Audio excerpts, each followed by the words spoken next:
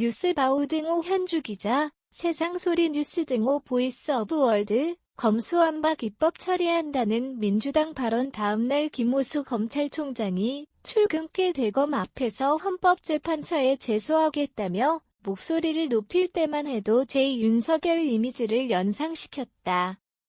그날 그는 1단계는 국회를 상대로 2단계는 대통령을 상대로 3단계는 헌법재판소의 최종 판단을 듣겠다고 밝혔다. 그간 1단계를 실천하기 위해 14일 국회 법사위원회 박광온 위원장을 찾았다. 민주당의 검찰 수사권 분리 입법에 반대한다는 뜻을 전하며 검찰 반대에 견이 담긴 서한까지 공식 건넸다.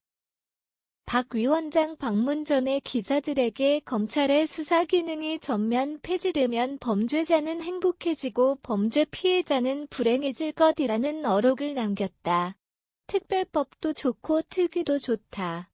제도 개선을 한다면 검찰도 따르겠다고 하소연했다. 박 위원장은 헌법과 국회법 규정대로 민주적 절차에 따라 심의할 것이라는 원론적 답변을 냈다. 민주당 윤호중 비대위원장은 김호수 헌법 공부 다시 하라는 거의 막말 수준의 발언을 냈다.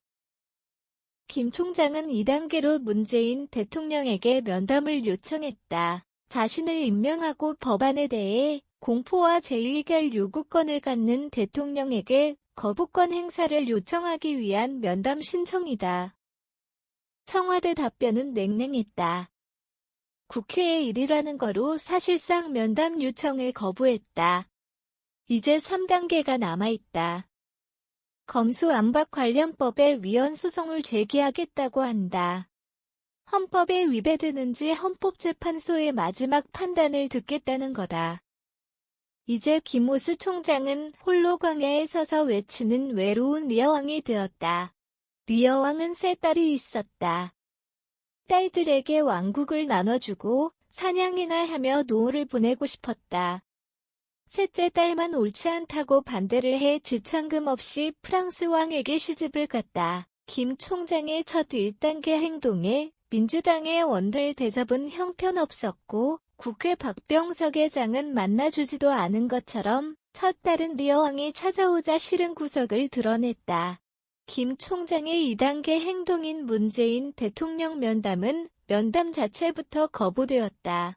언니에게 소식을 들은 둘째 딸은 왜 자기에게 오냐며 언니에게 다시 가보라고 노골적으로 싫은 태를 냈다.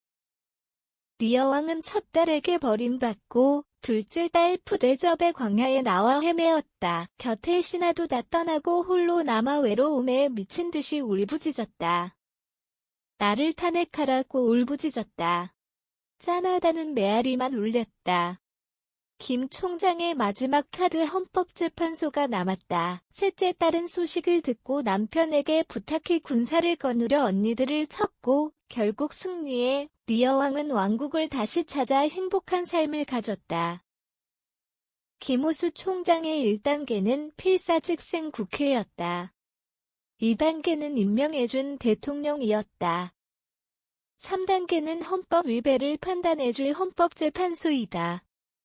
김 총장은 헌법의 검찰영장 청구권 명시는 검찰의 수사권이 있다며 항변을 계속하고 있다. 민주당은 마이동풍에다 박병석 의장은 외유에 나간다고 하고 문 대통령은 국회의 일이라고 뒷짐지고 있다. 여론이나 법조계는 헌법영장 청구권에 대한 해석으로 분분하다.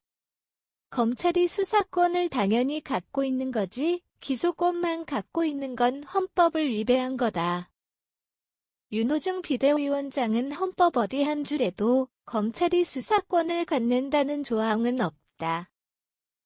민주당이 낸 검수완박 법안 주요 내용이 나왔다. 검사 수사권 규정한 형사소송법 제196조 삭제 검사 직무 범위 규정한 검찰청법 제4조 수사는 제외한다. 추가 직접 수사 불가 검사는 피해자 조사 불가법 시행 시 검찰 수사 중 사안은 경찰로 승계 등은 조선일보 보도 내용이다.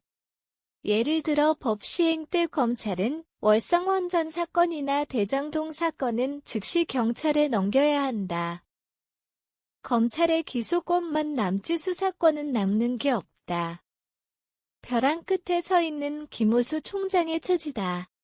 김호수 총장은 광야에서 울부짖는 리어왕 이미지를 벗고 믿음직한 헌법재판소에 갈 준비를 철저하게 갖추는 일이 중요하다. 민주당이 검수완박 입법을 처리하고 문 대통령이 재결을 해도 검찰이 없어지는 건 아니잖는가. 절망할 때 기회는 찾아오게 되어 있다. 현주 기자 사코파워 @아웃룩, 캄루지바우.com